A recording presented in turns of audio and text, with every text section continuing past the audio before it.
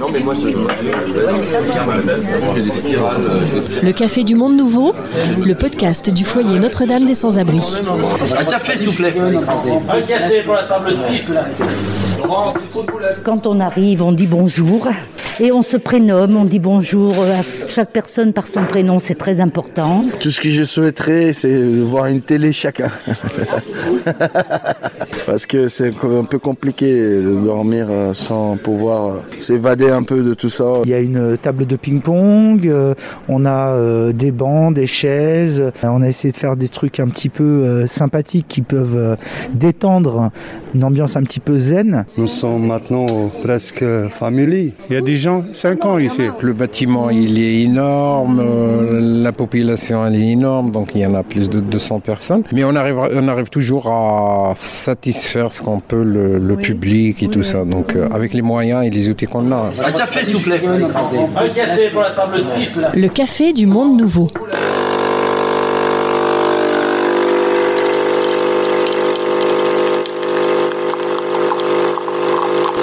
Aujourd'hui, pour ce 4e épisode du Café du Monde Nouveau, nous nous sommes déplacés dans ce qu'on pourrait appeler le vaisseau amiral du foyer Notre-Dame des Sans-Abris, le CGR. C'est le centre Gabriel Rosset. Bonjour Brigitte. Bonjour. Alors ce centre est installé depuis plus de 70 ans à la même adresse, rue Perchevrier, et arbore depuis cette période sur la façade les 4 mots qui résument à elles seules les valeurs des sans-abri. Accueillir, héberger, accompagner et insérer. Et tout au long de notre visite, Melville sera notre accompagnateur, responsable adjoint du site. Il a une parfaite connaissance du lieu et surtout de l'ensemble de ses acteurs, qu'ils soient salariés ou passagers. Mais avant Melville, nous allons démarrer avec Ginette. Ginette, c'est la responsable des bénévoles sur ce site. Depuis de très nombreuses années, elle vient ici au moins une fois par semaine, à l'écoute des passagers, mais aussi en charge d'un grand nombre de missions au sein du PAR. Et le PAR, Brigitte, c'est le pôle d'accompagnement renforcé, un accueil de jour spécifique situé juste en face du centre Gabriel Rosset, un havre de tranquillité qu'elle nous présente maintenant. Le Café du Monde Nouveau. Alors moi je suis Ginette Drevet, je suis bénévole au foyer depuis 1995. Je vous accueille donc au parc, qui est un accueil de jour spécifique qui fonctionne 5 jours par semaine, où on accueille en principe les personnes les plus fragiles qui logent au foyer en face. Comment ça s'organise ce lieu alors ? On peut visiter ? Bien sûr, ça sera avec plaisir. Donc il y a plusieurs zones, le bureau des salariés, éducateurs, etc. Donc c'est bien de leur dire bonjour. Bonjour. Là c'est une petite zone un peu plus calme, où il y a de la lecture, mais les personnes y viennent très peu. Par contre c'est un lieu où je reçois les bénévoles. Quand ils arrivent pour la première fois, je prends vraiment le temps de tout leur expliquer, le fonctionnement, mais également les comportements qu'on doit avoir ou ne pas avoir. Là, on a un petit bureau de bénévoles, ça suffit pour mettre nos sacs. Et normalement, on prend une étiquette. Je la porte pas parce que ils me connaissent bien. Là, c'est une zone de repos. On a un monsieur qui est en train de se reposer, Bruno. Chacun peut venir quand il en a envie. Là, c'est une zone de jeu. Alors là, on a parfois des gens qui viennent un petit peu, on les laisse rentrer, qui viennent du foyer pour faire une partie ou deux. Alors c'est quoi, c'est baby-foot ? C'est baby-foot, mais c'est plus du billard. Billard a beaucoup de succès. Et puis là, on va rentrer dans la zone vraiment où on vit. C'est la zone où on vit tout le temps. Donc c'est là où quand on arrive, on dit bonjour et on se prénomme, on dit bonjour à chaque personne par son prénom, c'est très important. Ils nous connaissent également, les bénévoles, par notre prénom. Bonjour, ça va ? Ça va. Voilà, donc aujourd'hui c'est le jeudi. Alors le jeudi matin, on a un déjeuner spécifique. Tous les jeudis matins, donc on a un peu plus des croissants, des pains au chocolat, etc. Et on se met tous autour de la table, le plus possible, et on déjeune ensemble et on parle. Alors on parle de tout et de rien. Pour les bénévoles, il y a quand même quelques sujets qu'on n'aborde pas nous. Et il faut savoir arrêter les sujets qui risqueraient de faire polémique. On est là pour être reposé, pour être détendu. Alors on a quoi ? On a des tables, des chaises, une cuisine, c'est ça ? Le confort essentiel, pour qu'on soit bien. Alors c'est ouvert de 9h du matin matin à 16h, sauf 2 jours par semaine où il y a des réunions de salariés. C'est pas un lieu de repas, c'est un lieu de vie toute la journée. C'est un lieu de vie. Par contre, dans les activités, alors on a très peu d'activités très précises, mais tous les 15 jours ou 3 semaines, il y a un repas collectif. Et le repas collectif, il est préparé longtemps avant, puisque l'animateur salarié va solliciter quelqu'un. Quelqu'un va dire, moi je veux bien faire aujourd'hui quelque chose. Donc ça va se faire collectivement, ce repas. C'est une longue préparation, il faut aller acheter les produits, et la personne qui s'est engagée, il faut qu'elle soit là. Donc ça, c'est une fois tous les 15 jours ou 3 semaines. Et ça fonctionne bien. Ah, ça fonctionne. Alors ce jour-là, ils sont tous là. Là, il n'y a pas grand monde, mais ce jour-là, il y a toutes les tables de prise. Des fois, il faut aller en chercher d'autres. Ça fait combien de personnes à peu près? 25 personnes? Oh oui. Par exemple, ce monsieur-là qui est à côté de moi, c'est Bachir. Bachir, il n'y a pas très longtemps, il nous a préparé un repas. Ça s'appelait comment? Tout le monde s'est régalé. Alors on en fait toujours plus. Parce qu'à ce moment-là, non seulement il y a toutes les personnes qui sont accueillies dans ce lieu, mais les salariés du foyer ont grand plaisir de venir déguster les repas préparés par les passagers. On appelle les messieurs des passagers. Ça, c'est Bachir, donc. Il ne loge plus au foyer, il a un logement extérieur depuis longtemps. Il revient parce qu'il a été très très longtemps avec nous. Et du coup, vous avez un petit studio à la maison? Un petit studio, oui. Puisqu'il souhaite revenir, c'est avec plaisir. C'est plutôt bon signe. Oui. Voilà, c'est avec plaisir. Alors, dans cette situation, on en a 2 personnes qui reviennent régulièrement. On parle du lien, c'est vraiment une question de lien. Il y avait un lien très fort. Vous étiez resté combien de temps ici, vous vous rappelez? 15 ans. Donc ça crée des liens en 15 ans. Hein? Ouais, je ne peux pas m'en passer. Il faut tous les jours que je fais un tour là. Je mange à midi là et tout, après je rentre. Samir est avec nous depuis quelques années déjà aussi. Il vient de temps en temps. Il n'aime pas trop qu'on l'embête, donc je vais le laisser tranquille. Là, on a Claude. Bonjour Claude. Bonjour. J'ai atterri, il y a un moment et je suis au foyer, heureusement, parce que j'étais dehors. J'ai voyagé beaucoup et j'ai fait la marine nationale, j'étais Polynésie. Je suis revenu, puis j'ai divorcé, puis voilà, je me suis retrouvé tout seul, quoi. J'ai 2 gosses.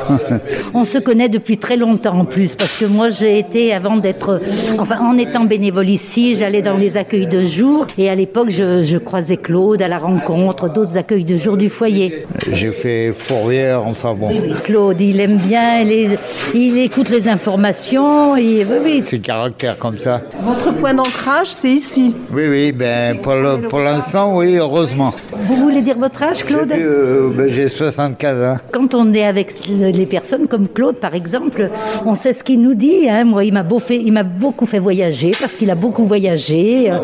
Donc, de temps en temps, on parle de voyage. Toulon, Polynésie, bateau. Gibraltar, Panama, et 1 mois et demi pour aller là-bas. Mon boulot, je me déplaçais, donc je voyageais tout le temps. Oui. Merci Claude. Merci Claude. Là, ce sont des personnes qui viennent depuis pas très longtemps. Est-ce qu'on peut 1 minute vous parler ou pas? Vous voulez? Voilà, il n'y a pas de caméra. Vous êtes là depuis longtemps? 3 ans. 3 ans et 7 mois. C'est tout. Il a combattu pour la France. Moi, ça fait à peu près 2 ans que je suis ici. Ça va bien. Oui. Et vous venez de quel pays? Je viens de l'Algérie. D'accord. Mais ça fait depuis 1977 que je suis en France. D'accord. J'ai toute ma famille ici. J'ai mes enfants, mes petits-enfants, mes frères, mes sœurs. Je suis resté ici. Là, vous habitez là ou vous venez pour la journée? Non, j'habite ici. D'accord. J'habite. Est-ce que vous voulez dire un petit mot sur ce lieu-là, quand vous venez au PAR, le pôle d'accompagnement renforcé? Quand on arrive ici au PAR, il y a du café, il y a du gâteau, il y a des jeux, comme le domino, il y a la télévision, il y a la radio. On se plaint pas, quoi. Parfois, je rappelle les règles. Alors, des fois, très haut, je dis, quand on rentre ici, on dit bonjour, on dit s'il vous plaît, on dit merci. Des fois, je rappelle des règles. C'est pas toujours, c'est des fois un petit peu dur pour vous, mais quand on est en société, quand on est en groupe, il faut bien qu'il y en ait des règles. C'est important. Et quand le bar ferme à 4 heures, vous allez où? On retourne au foyer ou bien on va se promener un peu. C'est bonne journée. Merci à vous. En Ginette, là, il y a une partie aussi extérieure. En plein été, c'est magnifique parce qu'on a une vigne qui est magnifique. Donc, c'est vrai qu'on a souvent, l'été, on est pratiquement toujours dehors. Hein. Dans les cafés voisins, nous étions quelques-uns qui attendions la gloire.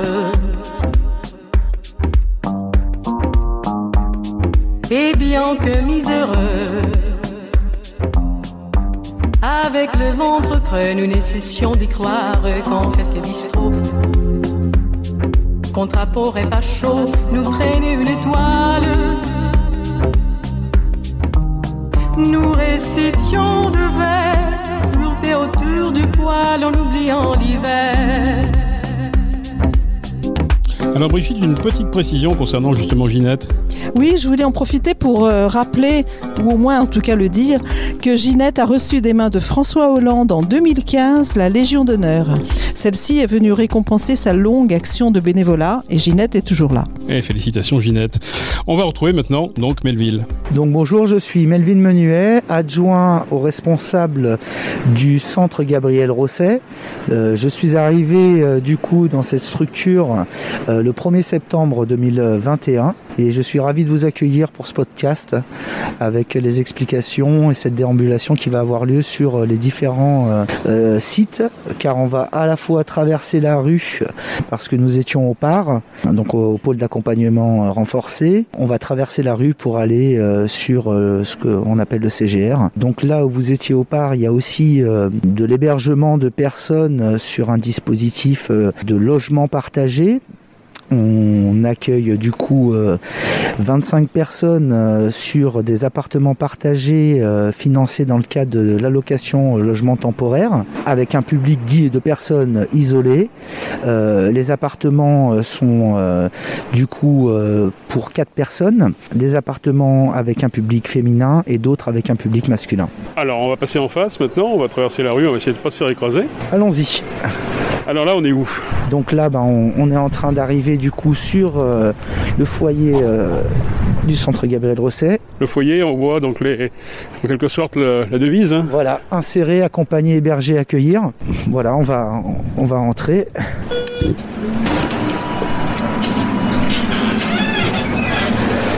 Alors là, on arrive dans un couloir. Voilà, nous sommes du coup sur la porte principale de l'entrée. On va du coup passer par l'accueil.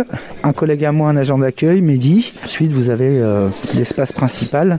Où là, on arrive dans une grande salle, c'est ça ? Voilà, tout à fait. Très, très lumineuse d'ailleurs. Très lumineuse, où les personnes du coup peuvent... Il y a une télévision, ça leur permet d'avoir un petit peu accès à l'information qu'il peut y avoir.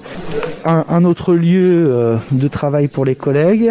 On a avancé face à l'accueil, vous avez le point santé, parce qu'une des spécificités du lieu, c'est d'avoir un point santé, parce que le point santé est composé d'une équipe de professionnels de santé, dont des infirmiers. C'est ouvert tous les jours, ce point santé ? Tout à fait, oui. Tous les jours de la semaine.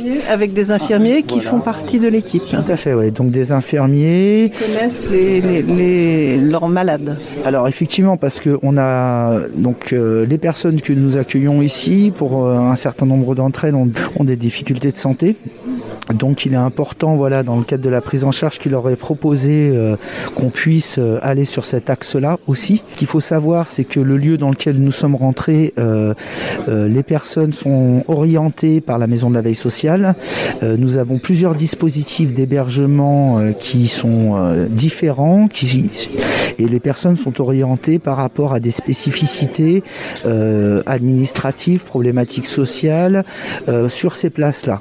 On a des places qu'on appelle dans l'accueil inconditionnel, qui représente la majorité des places proposées ici. Ce sont des places pérennes, donc les personnes qui viennent sur ces places-là, la prise en charge est pérenne. Et on a aussi aux étages supérieurs, parce que le bâtiment est composé de 6 étages, les 2 derniers étages sont pour des personnes qui, elles, sont orientées sur des places CHRS, donc dans le cadre du centre d'hébergement et de réinsertion sociale. Les personnes restent combien de temps ici ? Alors elles restent le temps nécessaire à leur réinsertion. Il n'y a pas de limite de temps, c'est vraiment aux besoins de chacune des situations et qu'une autre proposition puisse leur être faite. Donc il y a un travail d'accompagnement médico-social qui se fait et par rapport à ce travail-là, derrière il y a des recherches de solutions qui se font une fois que effectivement les problématiques sont travaillées et pour que les personnes puissent accéder à des choses du droit commun comme du logement autonome ou de la résidence sociale ou de la pension de famille, enfin voilà.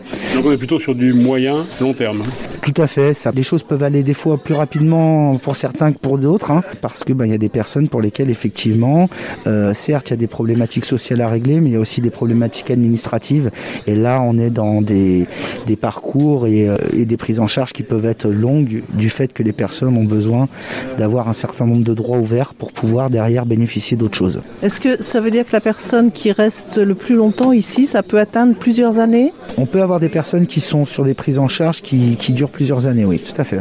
Et là, vous avez, j'imagine, aussi une prise en charge côté accompagnement moral, entre guillemets, pour qu'elles ne se désespèrent pas, pour que, voyant partir les autres, eux se disent « et moi, pourquoi je suis encore là ?» C'est important parce qu'effectivement, c'est un gros site, il y a des mouvements, donc effectivement, on a des personnes qui se fréquentent, qui créent du lien ici, et puis ces liens peuvent se rompre du fait que elles doivent passer à autre chose, et pourtant, il reste quand même d'autres personnes. Donc effectivement, un des travails de nos équipes, c'est de soutenir aussi ce séjour qui est comme dans la vie normale, des fois avec des périodes plus sympathiques que d'autres, des périodes où les personnes effectivement peuvent avoir des petits coups de mou, et puis au contraire des périodes plus joyeuses. Et justement, la question pratique, côté accompagnement, vous avez combien de personnes dans vos équipes ? Le CGR est composé de 30 salariés, c'est des salariés médico-sociaux, et ensuite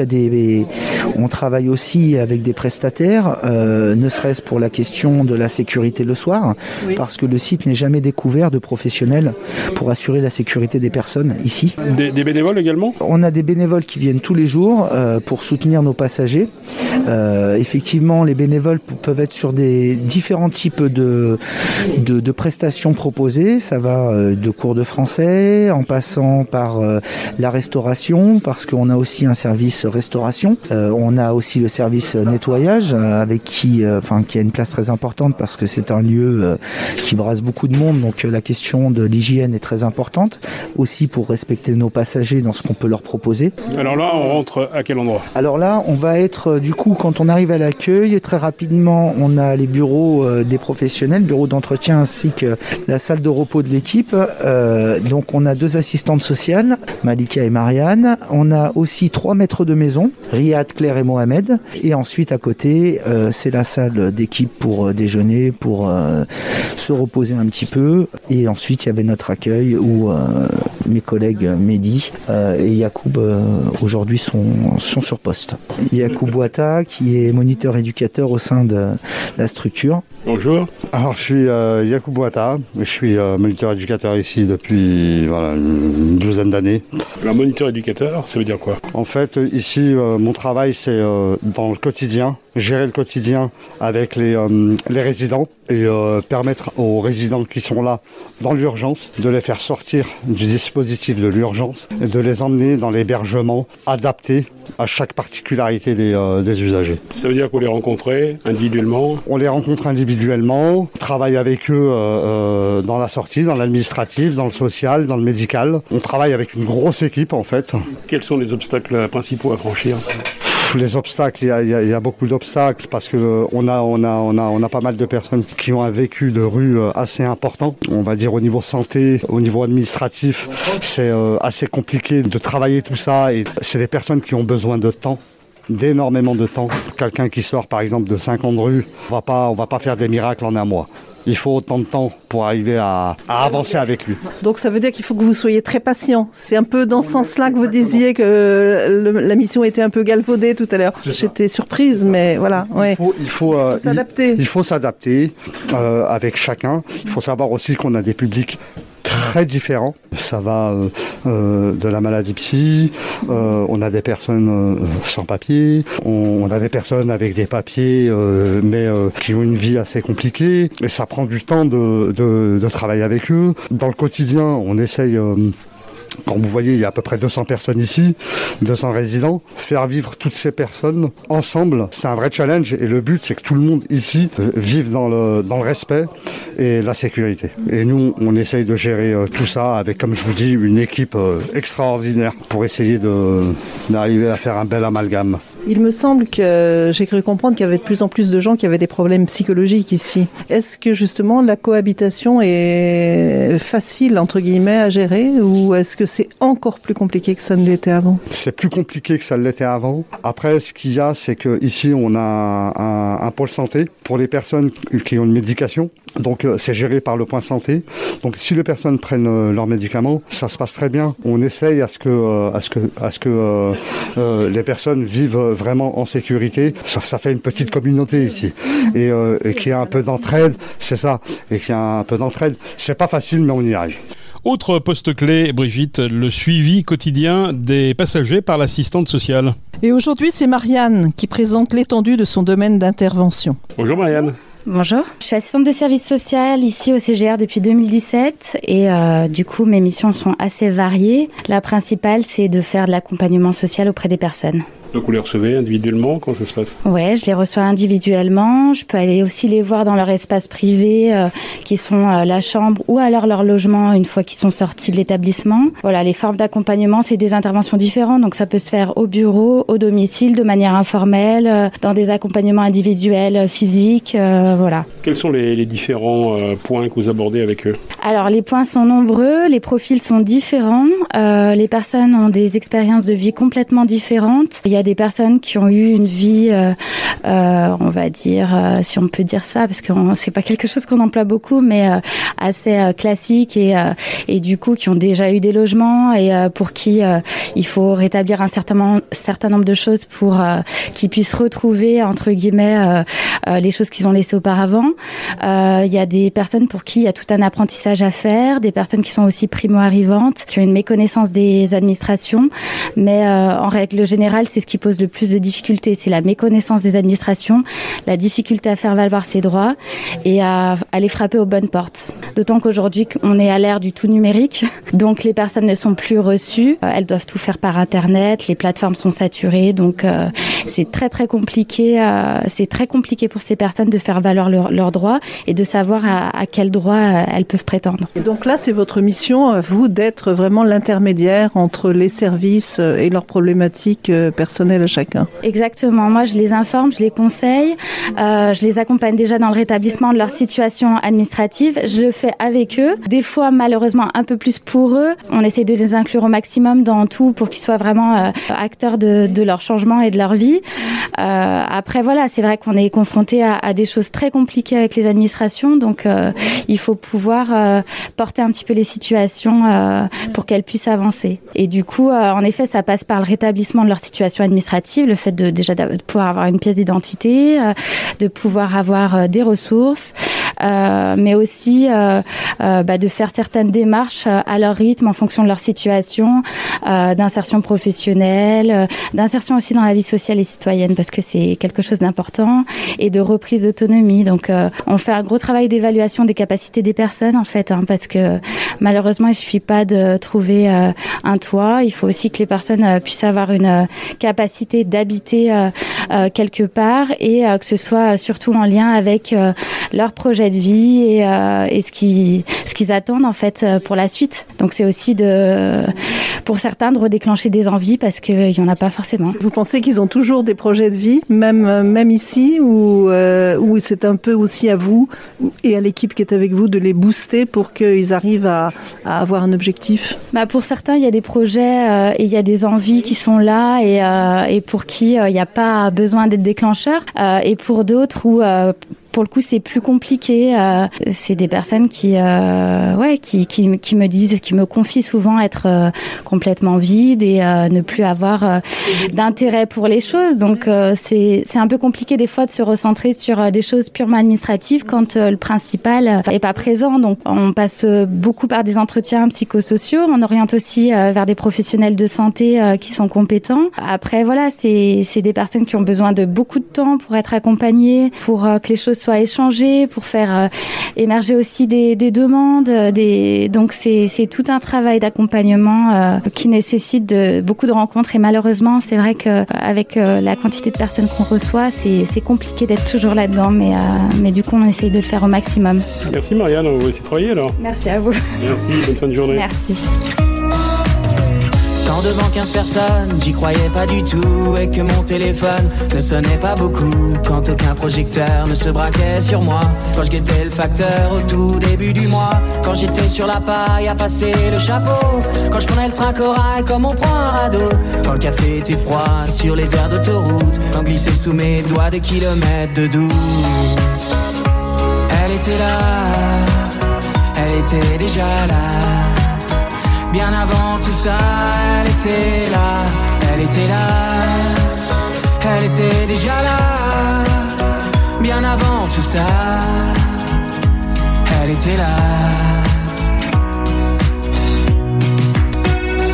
là. Ici, comment ça se passe? Il y a la télé, il y a des gens qui souffrent, il y a des gens qui mangent pas bien, il y a des gens qui dorment pas bien, il y a des gens, voilà, ça dépend la situation. Vous aimez bien être dans votre coin tout seul ou vous aimez partager avec les autres? Ça dépend la journée. Des fois j'ai le moral, des fois j'ai pas le moral. Donc on s'ennuie la même chose toute la journée, la même chose. S'il y en a des rendez-vous, il y a quelque chose à faire. On nuit pas. Les conditions dans cette foyer, elles sont bonnes. Nous ne sommes pas toutes seules. Il y en a personne qui travaille, ils nous aident. Il y en a aussi personnes qui habitent avec nous. Nous sommes maintenant presque famille. Il y a des gens, 5 ans ici. Moi, je connais des gens ici depuis 2009 qui habitent ici. Quand je parle avec eux, ils disent toujours la même histoire. Le dossier, ça marche pas, ça avance pas, toujours un problème administratif, toujours problème social. Et voilà. Depuis 2009 jusqu'à aujourd'hui, il est ici. Qu'est-ce que ça veut dire quoi? Voilà, ça veut dire long. Vous avez l'impression quand même d'être accompagné ici, d'être de bonnes mains, entre guillemets. Aujourd'hui, ça va. Il y a d'accompagnement, mais ça dépend le dossier. Si le dossier est clair pour l'administratif, il y a des accompagnements. Si le dossier manque des choses à cause des administratifs même, il n'y a pas d'avance. Parce que toujours l'administratif qui décide. C'est pas l'être humain, c'est pas nous, ça veut dire. Et j'espère que ça avance un jour. Pour moi-même, ça va. Il y a trop de difficultés, mais ça va, ça avance. J'espère. Mais il y a trop de difficultés. J'ai 54 ans. Je suis tunisien. J'ai pas d'espoir. Pour l'instant, ni santé, ni vie sociale. Donc, grâce à la foyer, nous, on dort, on mange.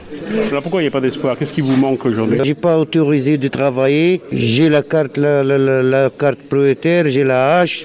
Je fais la demande. J'ai 80% d'invalidité. Je suis diplômé, j'ai expérience d'informatique.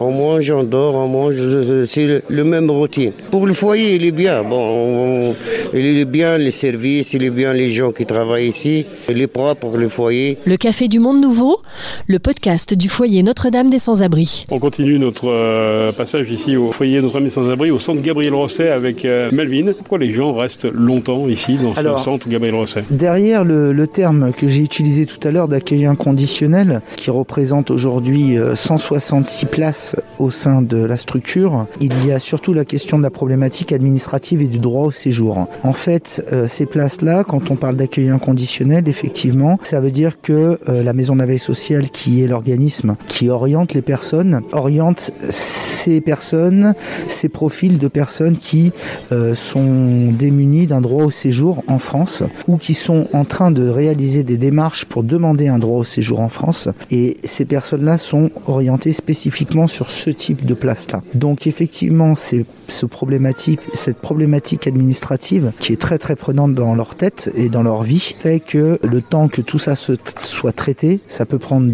des années. On parle vraiment en années. Les délais de traitement sont de plus en plus longs, et quand en plus la première décision n'est pas une décision favorable et que les personnes essayent néanmoins de faire appel de cette décision et de faire valoir ce droit-là, on passe sur un volet qui est cette fois-ci judiciaire. Donc ça se passe au niveau du tribunal administratif, et du coup on est sur un calendrier qui est celui des tribunaux. Donc c'est pour ça aussi que ça prend beaucoup de temps. C'est vraiment une difficulté pour les gens parce que c'est une période pour laquelle ils ont des droits malgré tout, mais ces droits sont quand même très restreints du fait que le droit au séjour, lui, n'est pas encore validé. C'est une période qu'ils vivent souvent très très mal parce qu'ils ont envie d'avancer, ils ont envie de travailler, ils ont envie de séjourner, de construire leur vie et aussi de trouver une solution de logement ou d'hébergement autre que celle qui leur est proposée, mais n'ayant pas ce droit au séjour instauré, ça les freine par rapport à ces aspects-là. Donc effectivement, c'est une période pour laquelle l'accompagnement social, il est aussi très psychologique parce qu'il y a un soutien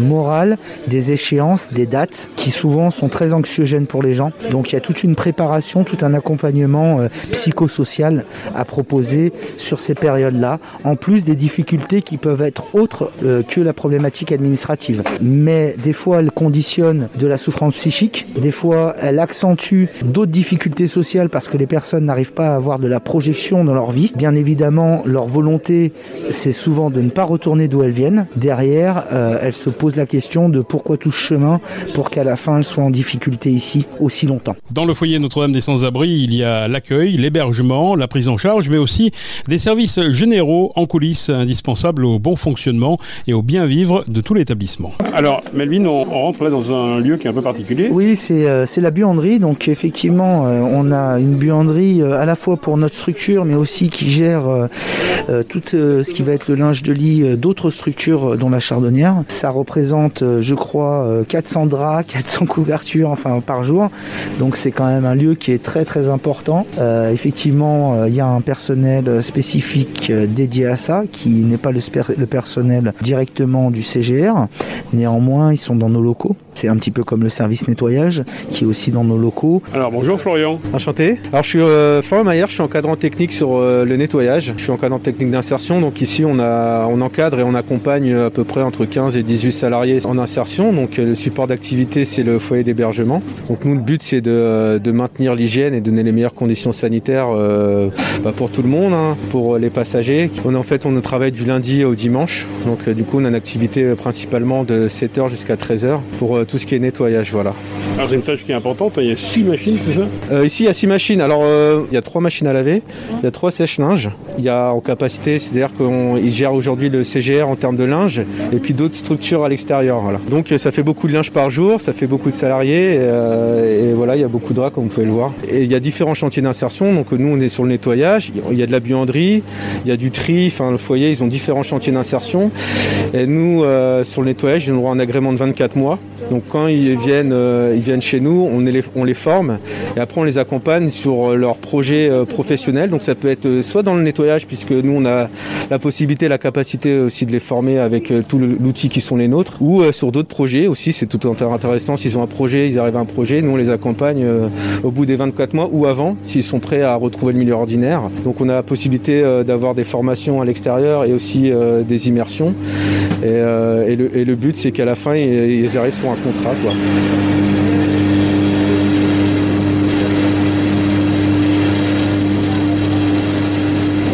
Moi, je suis Wafa. Expliquez-nous votre parcours Wafa ici au CGR.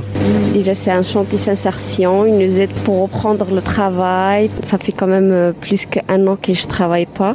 Et là, c'est quand même ça change pour commencer de travailler, de prendre l'habitude de travail et tout. En même temps, on cherche de travail. Et comme on chantier d'insertion, il nous aide pour trouver notre travail et pour faire des formations, des stages, proposer de travail aussi. Je trouve que c'est super, ouais. Et on travaille en équipe, ça se passe très bien. Le café du monde nouveau. La première vocation du centre Gabriel Rosset, c'est bien l'accueil et l'hébergement. Car ce sont 200 passagers qui logent ici tous les soirs, en chambre individuelle ou en cabine. Et c'est plein tous les soirs, comme l'expliquent Hassen, Melville et Mohamed, maîtres de maison. Alors moi c'est Hassen, agent d'accueil au foyer Notre-Dame des Sans-Abri. Ça fait plus de 10 ans maintenant que je connais l'association. Donc en fait mon rôle c'est vraiment d'abord d'accueillir les personnes qui sont orientées ou par la MVS ou dans certains cas par le 115 via la plateforme 115. Et donc du coup nous on installe les personnes, on regarde dans quel état elles sont quand quand elles arrivent, s'il y a des signalements à faire au point de vue médical, au point de vue psychique, enfin, on fait une petite checklist histoire d'être sûr que les personnes puissent profiter de leur séjour dans de meilleures conditions. Souvent, c'est des personnes qui sont restées très longtemps dans la rue, donc du coup, elles sont très fatiguées, je dirais, elles se renferment sur elles-mêmes, elles sont très fermées au point de vue des informations. Et nous, notre travail, c'est aussi de glamer les petites informations qu'on aura à gauche, à droite, pour pouvoir se faire une idée de l'état de la personne. Vous êtes en quelque sorte la porte d'entrée. Voilà, exactement. Enfin, on leur ouvre en gros la grande porte d'entrée, mais on s'assure quand même que ces personnes-là, elles aient au moins les capacités à être hébergées au sein de notre structure, parce qu'on reçoit énormément de personnes, on a beaucoup de monde. Je dirais même que quand ils arrivent, il leur manque ce petit côté-là d'être seul, d'être autonome, de se débrouiller par soi-même. Donc voilà, nous, c'est à nous en fait de les aider à intégrer le collectif, parce qu'on parle de collectif ici. Les personnes vivent ensemble, elles ont pas mal d'origines différentes et beaucoup de choses différentes entre elles. Et du coup, on essaye de faire un cadre de vie commun. Ça veut dire que vous ne refusez jamais l'ouverture de la porte à qui que ce soit? On fait de l'accueil inconditionnel. Comme le terme l'indique, c'est l'une des devises du foyer, accueillir, héberger et insérer. Alors Melvin, là on rentre vraiment dans la partie hébergement, la partie chambre, tout à fait. Ou cabine d'ailleurs. Tout à fait, donc effectivement on a 166 places pour des personnes qui sont orientées sur des places d'accueil inconditionnel. Parmi ces places-là, certaines d'entre elles sont en chambre et d'autres en cabine. Les personnes en chambre sont 2 par chambre, avec sur le palier les sanitaires, toilettes, douches. Les personnes en chambre qui sont sur ces places d'accueil inconditionnel, le choix a été fait de pouvoir proposer aux plus vulnérables, souvent pour des problématiques de santé, un accueil sur une chambre au lieu d'une cabine. Le confort y est différent qu'en cabine, certes, mais il était important de prendre en compte cette difficulté médicale pour que les personnes, si leur état se dégrade, puissent être dans des conditions d'accueil un petit peu spécifiques et propres aux besoins des gens. C'est Melvin. Est-ce que vous me permettez de rentrer ? Donc effectivement, c'est 2 personnes par chambre, avec certes le minimum, mais un lit, des bureaux, des placards.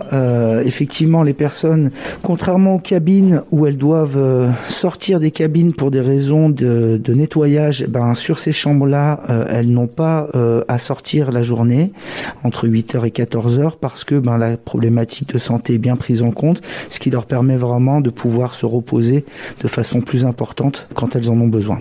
Alors avec un nombre important de chambres comme ça, comment ça se passe l'organisation au quotidien, le ménage par exemple? Majoritairement sur les places d'accueil inconditionnel, les gens vivent en cabine. Donc effectivement les cabines, on a 43 cabines par palier. Les personnes doivent quitter les cabines le matin et peuvent la réintégrer l'après-midi à partir de 14h, donc le matin à 8h, et elles peuvent la réintégrer à 14h parce qu'il y a tous les jours une opération ménage qui se fait sur toutes les cabines, ainsi que une fois par semaine sur tout ce qui peut être désinsectisation, au cas où, voilà, on prend des précautions par rapport à tout ça, parce qu'il y a beaucoup de gens qui vivent avec des états d'hygiène différents.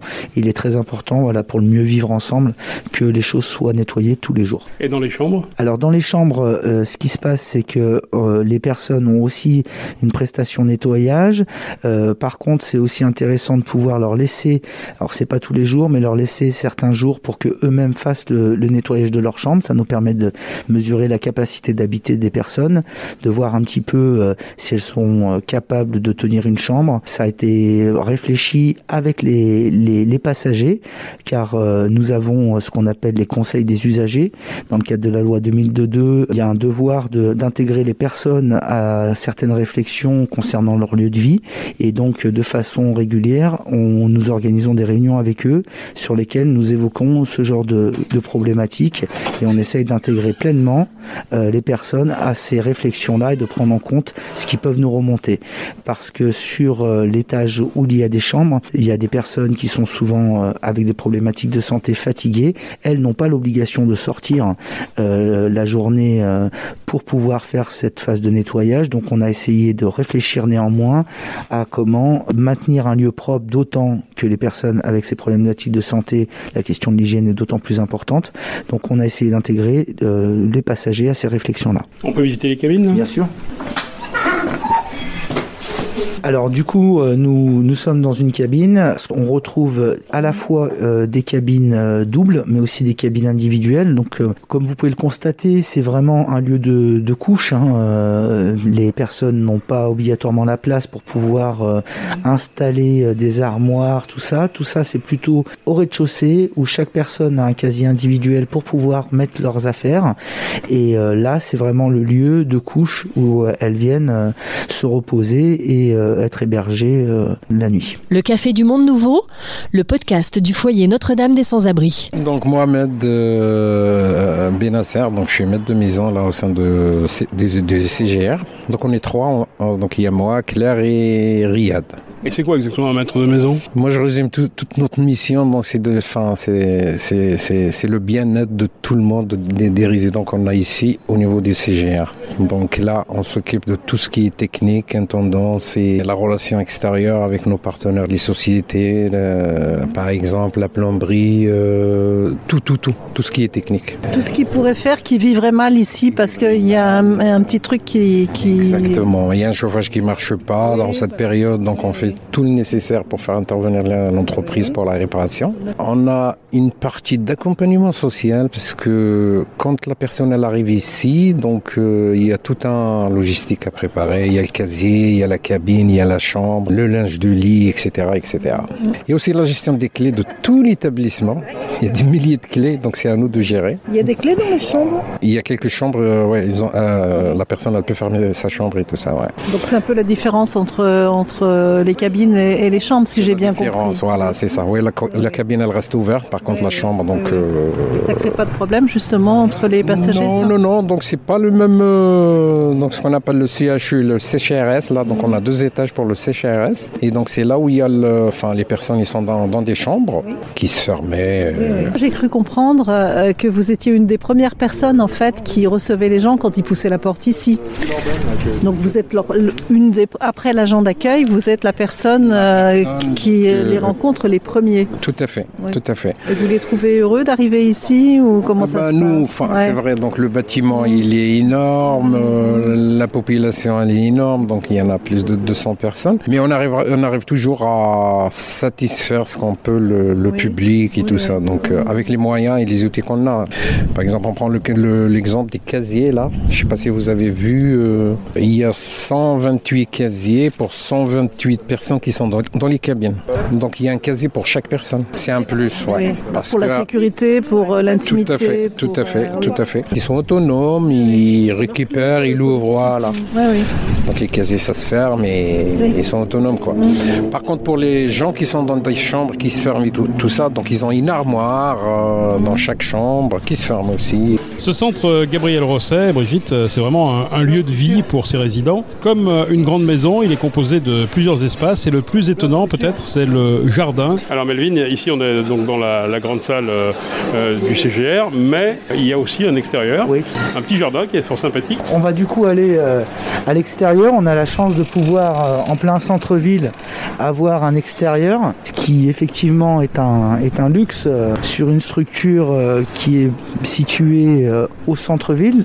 Le fait d'être à Lyon comme ça facilite de nombreuses choses en termes de démarche. Avoir un extérieur aussi, ça permet aux gens de sans sortir de la structure, pouvoir en bénéficier. On peut le décrire cet extérieur? Bien sûr. Il y a une table de ping-pong, on a des bancs, des chaises. On a essayé de faire des trucs un petit peu sympathiques qui peuvent détendre une ambiance un petit peu zen. On a aussi une forme de gardiennage de vélo parce que les personnes, pour un grand nombre d'entre elles, ne sont pas véhiculées, et aussi dans l'idée un peu de promouvoir toute la dimension du déplacement plus écologique. C'est aussi un accès pour les personnes en fauteuil parce qu'on a une rambarde qui permet effectivement, quand on a du passage par exemple de pompiers, de pouvoir avec des brancards mieux circuler.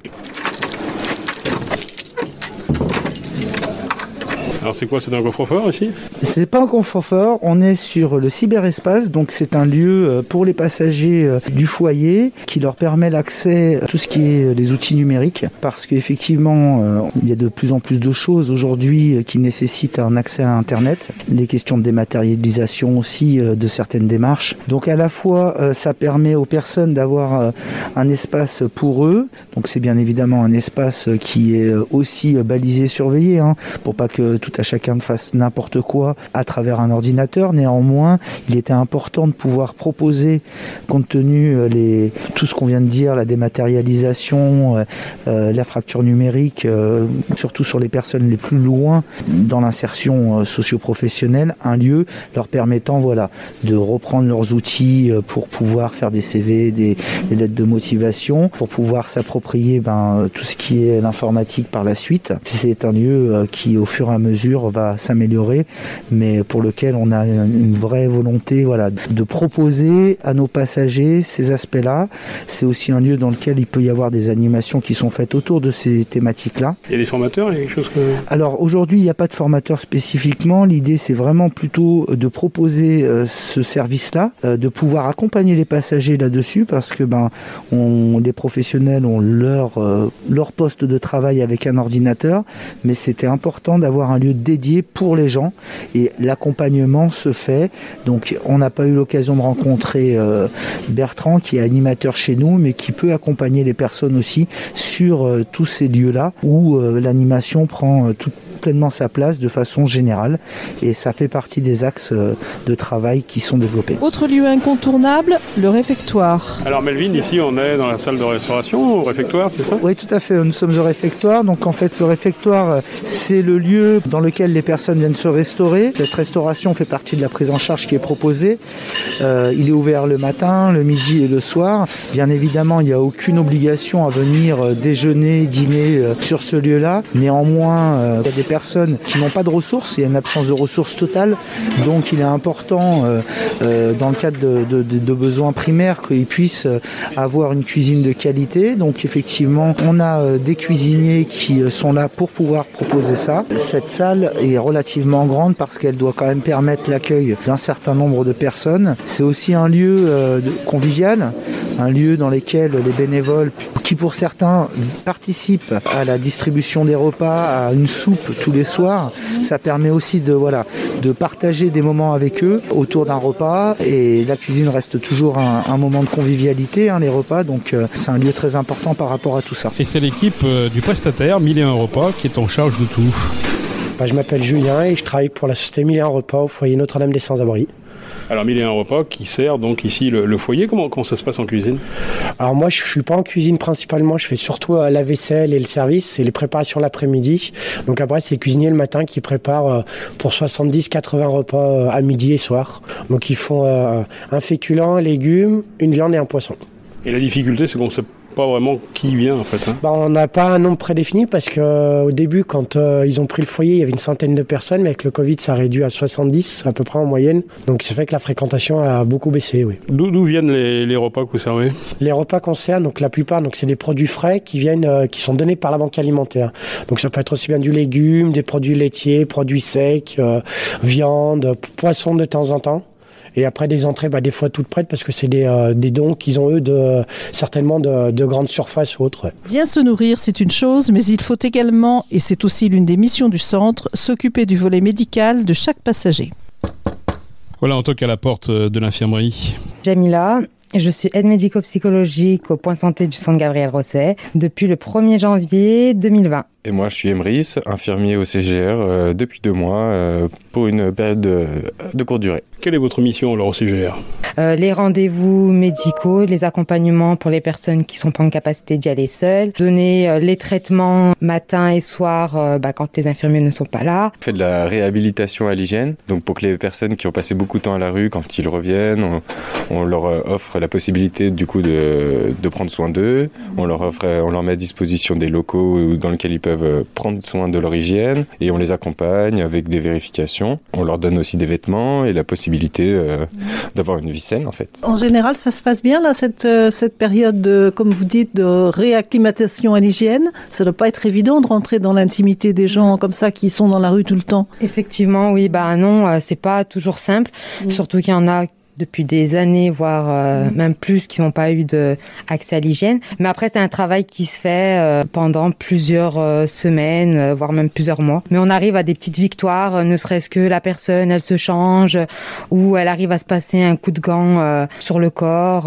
On arrive quand même à des belles victoires. Ça doit être très satisfaisant et ça vous donne envie de continuer. Ouais. Parce que ça, c'est un problème que vous rencontrez beaucoup, j'imagine. Oui, surtout quand ils sont en état d'alcoolisation, ils peuvent pas, du coup... Ils n'ont plus la réalité des choses par rapport à... et puis du coup, ils sont pas du tout en capacité de s'accompagner eux-mêmes. Du coup, ils sont dans le refus qu'on les aide, ils sont dans le refus de prendre soin d'eux. Et du coup, pour l'estime de soi, c'est pas top, quoi. C'est la majorité des gens qui sont ici qui ont besoin de soins de santé. Donc sur les 200 à peu près personnes qui sont accueillies au CGR, on a, je dirais, une centaine de personnes qui sont rattachées au point santé avec des suivis particuliers pour les traitements. C'est à peu près une trentaine de personnes à qui on distribue les médicaments. Et ensuite, on a une autre mission, on fait de l'addictologie, notamment à l'alcool, avec la cogestion alcool. Donc c'est mis en place avec un partenariat avec l'association ARIA qui a mis ça en place et c'est de la distribution d'alcool pour rattacher les gens à notre équipe en fait et créer du lien avec ces personnes qui sont en errance la plupart du temps. Limiter aussi les risques d'alcoolisation sur la voie publique. Ça a été mis en place pendant le premier confinement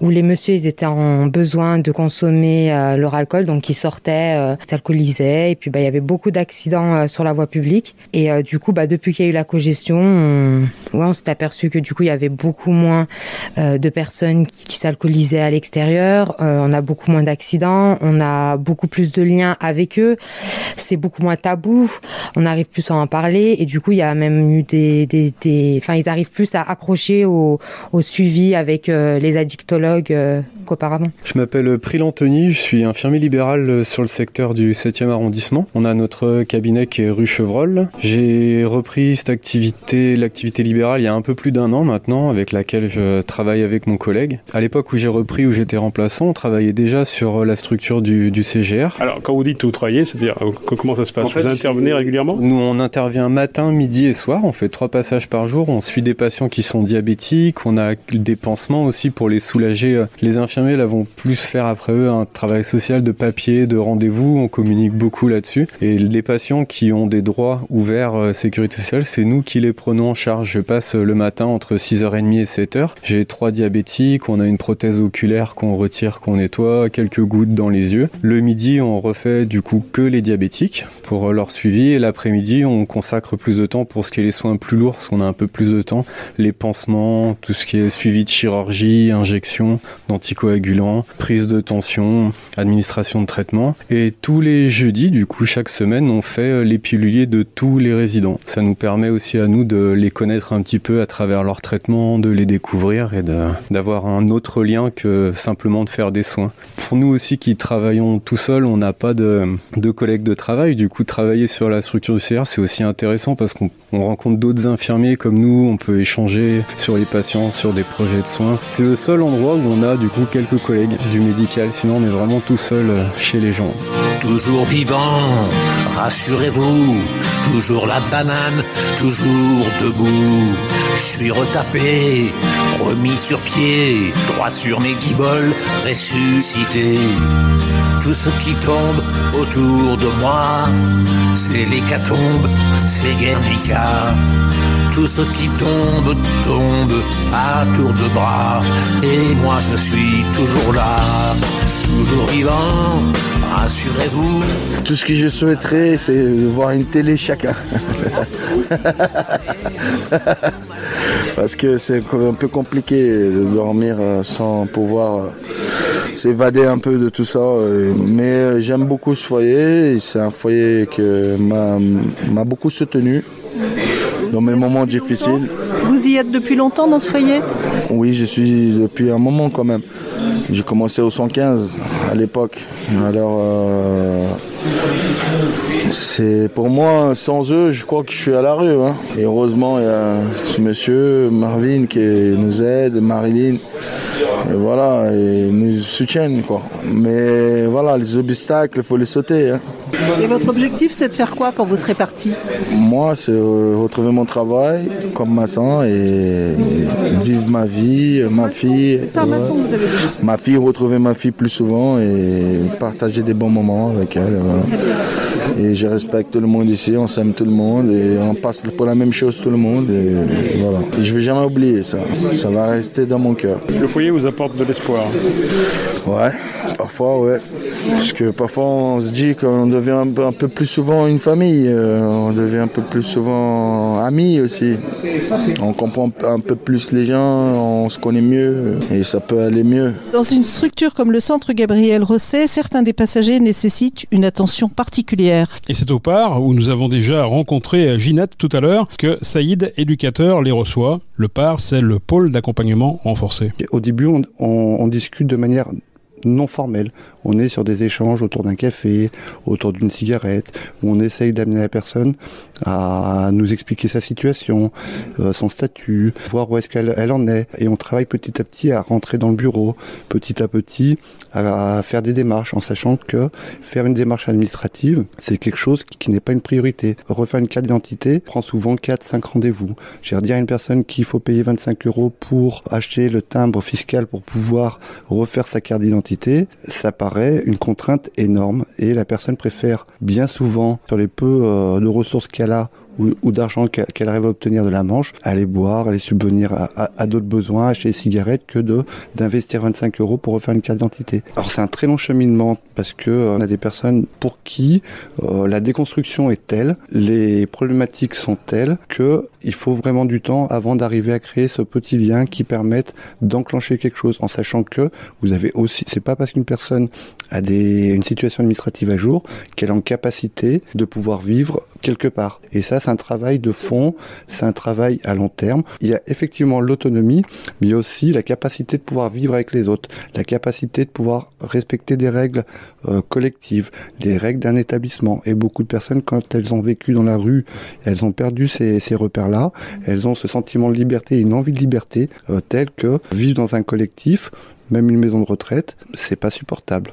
Et c'est pas un projet. Donc voilà, on y travaille au long cours. En matière de résultats, vous arrivez à mesurer? Ou ça vous arrive d'être découragé? Alors je suis jamais découragé parce que venant ici, on se dit que on part de tellement loin que quand on arrive à accompagner les personnes, quelle que soit l'issue, quand on a réussi à leur permettre de se poser dans un lieu, à être avec d'autres personnes, à aller mieux ou à se sentir mieux, c'est déjà une réussite en soi. Alors si on est sur des objectifs de sortie, c'est encore plus compliqué, mais il y en a, et celles-ci, elles vous mettent du baume au cœur, elles vous permettent de vous dire que chacun, à un moment donné, peut arriver quelque part. Et l'objectif, c'est de se dire que toutes les personnes qui sont accueillies ici, quelle que soit la temporalité qu'il y aura, quelles que soient les évolutions, les échecs, on reprend. Les personnes qu'on accompagne ici, c'est pas linéaire.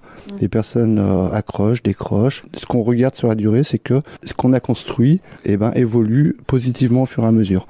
Donc effectivement, certaines rentrent en établissement. Les dernières 5 personnes ont pu rentrer en EHPAD. Ça a été une année prolifique, mais était aussi liée au contexte sanitaire. Le fait que les établissements avaient plus de place a facilité des entrées de personnes plus abîmées. Les établissements étaient moins regardants dans la société. Les personnes qui ont été abîmées, les personnes qui n'ont pas le même parcours que les autres, les personnes qui réagissent pas comme les autres, c'est difficile finalement de les intégrer aux autres. Quand on arrive sur des établissements de droit commun, finalement il y a très peu de place pour les personnes qui n'ont pas des parcours comme les autres. On va terminer cette émission par une petite note historique en visitant successivement 3 espaces emblématiques, l'espace Gabriel Rosset, la salle polyvalente et jusqu'à la chambre de Gabriel Rosset lui-même. Le café du monde nouveau. Alors après avoir visité le réfectoire, on va aller du côté d'un espace un peu particulier, l'espace Gabriel Rosset, c'est quoi exactement ? Alors l'espace Gabriel Rosset, du coup c'est vraiment un lieu historique, un lieu béni par le cardinal Barbarin en 2004. C'est le lieu où on retrouve un certain nombre d'objets du fondateur du centre Gabriel Rosset. Alors quoi par exemple ? Alors là, face à vous, vous pouvez voir un petit peu des effets personnels qu'avait monsieur Gabriel Rosset, des décorations aussi. C'est un espace aussi que communément on appelle nous l'oratoire, mais c'est vraiment le nom, c'est espace Gabriel Rosset. Depuis maintenant 71 ans, effectivement, ce lieu a une importance particulière parce que c'est le lieu dans lequel beaucoup de choses ont dû se penser, ont dû se faire et se sont faites. Donc on y tient particulièrement. On tient surtout à faire en sorte que tous les objets qui puissent y être soient mis en avant, car rien n'aurait pu avoir lieu sans ce monsieur-là. En plus de sa chambre. Voilà, ça fait partie des petites particularités de la structure. Qui peut venir ici alors et à quel moment ? Ce lieu est ouvert à tous et elle accueille les bénévoles de l'association, certains passagers et nous-mêmes, les professionnels. On peut utiliser cette salle. Voilà. Et à côté de l'oratoire, donc on a également une autre salle ? Tout à fait, la salle polyvalente. Donc là, on est sur le premier niveau, le premier étage du centre Gabriel Rosset. Donc cette salle polyvalente, il se passe de nombreuses choses. Déjà, c'est premièrement pour l'équipe du foyer, le lieu pour les réunions d'équipe. Les bénévoles peuvent l'utiliser parce qu'on a des animations qui sont proposées par les bénévoles, dont certaines autour de la langue française. J'allais dire outils d'intégration en France, la maîtrise de la langue. Donc il leur faut des espaces pour pouvoir proposer tout ça. On a aussi, parce que c'est l'adresse historique du siège, le 3 Pères Chevrier, donc il peut y avoir des réunions en lien avec des décisions associatives via le conseil d'administration. Ce qu'on n'a pas dit, c'est qu'effectivement ici on est rue Père Chevrier, malgré qu'on donne sur la rue Sébastien Griffe. Pourquoi ? Pour quelle raison ? Historiquement, là où on est avant, il n'y avait pas l'extérieur qui nous était destiné. Il y avait une rue en fait. Il y avait une rue, et donc l'adresse du 3 était dans aujourd'hui ce qui est nos locaux, et avant c'était une façade uniquement. Et puis au fur et à mesure de l'évolution de la structure, on s'est agrandi. On a gardé néanmoins notre adresse historique. Voilà, donc aujourd'hui quand on écrit au foyer Notre-Dame des Sans-Abris, on écrit aux 3 rues du Père Chevrier. Alors à Belleville, on vient dans un lieu qui est un petit peu historique. Alors c'est un lieu chargé d'histoire. On est dans la chambre de notre fondateur Gabriel Rosset. Donc lieu dans lequel il a pu mener ses réflexions sur les actions à mener concernant l'association par la suite. Ses écrits de l'époque, ses réflexions, c'est un lieu de mémoire très important qui a été conservé, qui est au 5e étage de notre établissement. Les petits carnets verts, c'est quoi ces carnets verts donc, qui sont très nombreux, carnets qu'il avait toujours sur lui, pour lesquels il pouvait annoter toutes les réflexions qu'il pouvait le traverser. Donc là, comme vous pouvez le constater, tout a été conservé. C'est un lieu qui n'est pas accessible à tout à chacun comme ça. Il est très important, voilà, qu'on puisse maintenir ce lieu dans son jus de l'époque et qu'on puisse faire en sorte que ce lieu reste un lieu souvenir, mais aussi une trace de l'action que Gabriel Rosset a pu mettre en œuvre au sein de notre association. Et puisqu'on parle de l'histoire, ce fameux café du monde nouveau qui a donné le nom aujourd'hui à ce podcast, c'était quoi ? C'était où ? Alors il était là. Effectivement, ça a été une transformation par la suite et le Monde Nouveau est resté le nom d'un des dispositifs à un moment qui est maintenant la résidence 85. Ça s'appelle plus le Monde Nouveau, effectivement, mais on a gardé historiquement cette trace-là et on est là où il y avait ce fameux café. Ils étaient 11 la première nuit, c'est ça ? Puis la seconde nuit, la troisième nuit, les choses se sont beaucoup amplifiées, le besoin était très présent, donc c'est pas le nombre de sans-abri qui manquait déjà à l'époque. Et 71 ans plus tard, l'esprit est toujours là.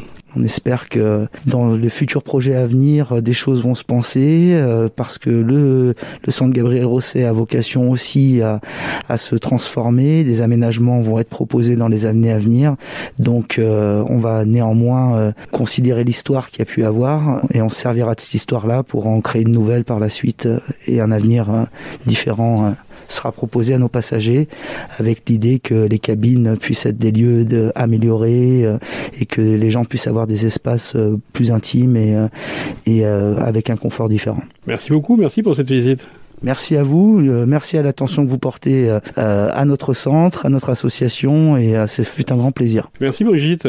Merci beaucoup Gérald, moi aussi j'ai appris... Quelle est ton impression alors ? À brûle-pourpoint comme ça, difficile. Hein. La taille, moi je dirais que la taille, un peu quand même le côté uniquement masculin qui fait qu'on voit les choses sous un angle quand même un petit peu triste. Et c'est vrai que moi j'admire le travail de tous les intervenants et de tous les bénévoles pour leur donner un peu de gaieté et un peu de logique dans la vie de tous les jours. Merci beaucoup, on se retrouve pour un prochain podcast très bientôt, toujours dans un des sites du foyer Notre-Dame des Sans-Abri. Merci.